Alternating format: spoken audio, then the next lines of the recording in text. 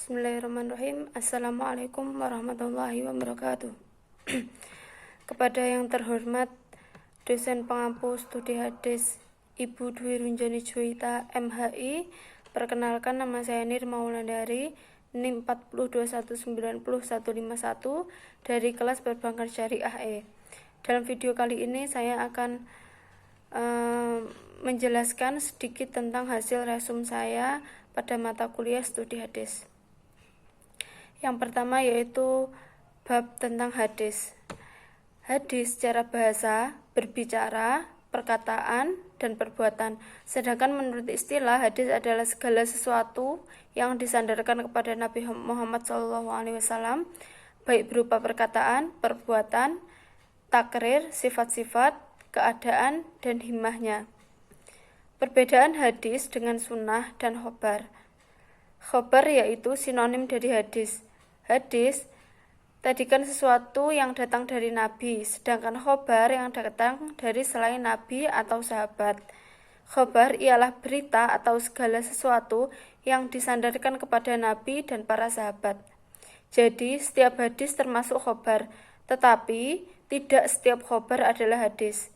Sedangkan sunnah ialah sinonim daripada hadis, yaitu segala sesuatu yang dinukilkan dari Nabi SAW, baik berupa perkataan, perbuatan, takrir, pengajaran, sifat, dan perjalanan hidup, baik sebelum Nabi diangkat jadi Rasul ataupun sesudahnya.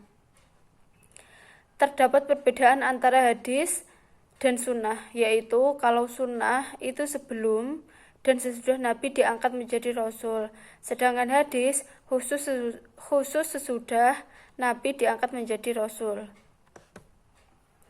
Kemudian yang kedua yaitu kehujahan hadis baik yang pro maupun kontra.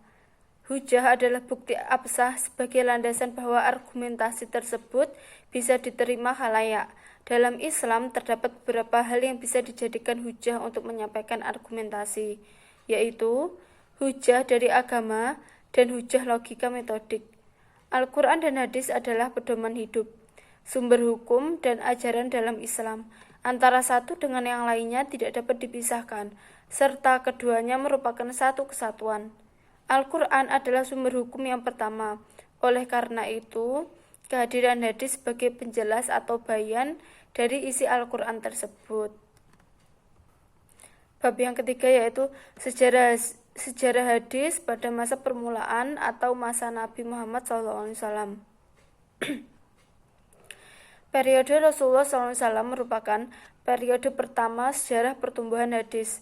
Periode ini terhitung cukup singkat bila dibandingkan dengan masa-masa berikutnya.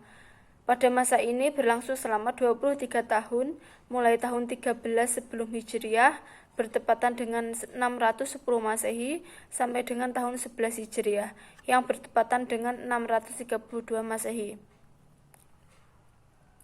Masa ini merupakan kurun waktu turun wahyu atau al-asr al-wahyi dan sekaligus sebagai masa pertumbuhan hadis. Keadaan tersebut sangat menuntut keseriusan dan kehati-hatian para sahabat sebagai pewaris pertama ajaran Islam dalam menerima kedua sumber ajaran tersebut. Pada tangan mereka, keduanya harus terpelihara dan disampaikan kepada pewaris berikutnya secara berkesinambungan. Para sahabat Rasul adalah orang Arab tulen yang mayoritas tidak bisa baca tulis, namun demikian mereka mempunyai kemampuan hafalan yang luar biasa. Semenjak zaman jahiliyah, mereka biasa menghafal nasab atau garis keturunan sampai nenek moyang mereka, riwayat-riwayat tentang kejadian yang mereka alami, dan bahkan mereka pun hafal syair-syair dan hitabah-hitabah yang pernah diucapkan.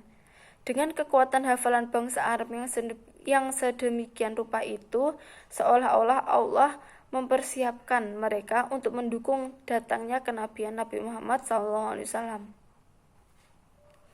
Bab keempat yaitu sejarah perkembangan hadis pada masa sahabat dan tabi'in. Pada masa tersebut, cara penyampaian hadis pada masa Nabi Muhammad SAW yaitu pertama melalui para jamaah melalui pusat pembinaannya yang disebut Majelis Al-Ilmi. Yang kedua, Rasulullah SAW menyampaikan hadisnya melalui para sahabat tertentu. yang kemudian oleh para sahabat tersebut disampaikannya kepada orang lain. Yang ketiga, melalui ceramah atau pidato di tempat terbuka, seperti ketika Haji Wada dan Futuh Makkah. Yang keempat, melalui perbuatan langsung yang disaksikan oleh para sahabatnya atau jalan musyahadah, seperti yang berkaitan dengan praktik-praktik ibadah dan muamalah. Pada masa Nabi SAW, penulisan hadis tidak atau belum ditulis secara resmi dikarenakan terjadi perselisihan terkait dengan penulisan hadis. Nah, faktor-faktor yang menjaga kesinambungan hadis yaitu yang pertama, kuat al-dzakirah, yang kedua, kehati-hatian sahabat dalam meriwayatkan hadis dari Nabi SAW, yang ketiga, kehati-hatian mereka dalam menerima hadis, yang keempat, pemahaman terhadap ayat Al-Quran. Kemudian pada masa sahabat dan tabi'in, perhatian mereka masih terfokus kepada pemeliharaan dan penyebaran Al-Quran. Dengan demikian, maka periwayatan hadis belum begitu berkembang. Bahkan mereka berusaha membatasi periwayatan hadis tersebut. Oleh karena itu, masa ini oleh para ulama dianggap sebagai masa yang menunjukkan adanya pembatasan atau memperketat periwayatan atau al-thubut wa al-iqlal ar-riwayah. Lalu perluasan periwayatan hadis peninggalan Nabi SAW semakin berkembang karena para sahabat tidak lagi mengurung diri di Madinah. Intensitas penyebaran sahabat ke daerah-daerah ini terlihat begitu besar terutama pada masa Khalifahan Utsman bin Affan yang memberikan kelonggaran kepada para sahabat untuk meninggalkan kota Madinah. Pada umumnya, ketika terjadi perluasan daerah Islam, para sahabat mendirikan masjid-masjid yang di daerah baru itu, dan di tempat-tempat yang baru itu sebagian dari mereka menyebarkan ajaran Islam. Dengan jalan mengajarkan Al-Quran dan hadis Nabi SAW kepada penduduk setempat, dengan tersebarnya pada sahabat ke daerah-daerah disertai dengan semangat menyebarkan ajaran Islam, maka tersebar pula hadis-hadis Nabi SAW. Kemudian bab selanjutnya yaitu kitab-kitab hadis dan kedudukannya.